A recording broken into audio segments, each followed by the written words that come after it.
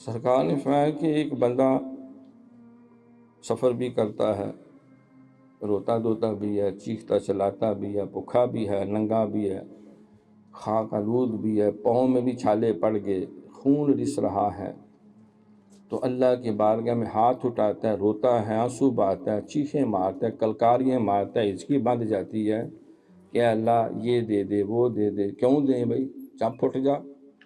یا اللہ میں نے بڑی مار کھائی، ملنا چاہیے، میں نے اتنا طویل سفر کیا، ملنا چاہیے، میں پاکستان سے بھاگتا ہوا حج کرنے آ گیا، میں فلاں عمل کے لیے چلا گیا، تو میری حاجت پوری ہونی چاہیے۔ سرکار نے فرمایا کہ اس کی ہر دعا اس کے منہ پہ اللہ مار دیتا ہے، قبول نہیں ہوتی، اس لیے کہ اس نے پہلے گناہوں سے سچی توبہ نہیں کی۔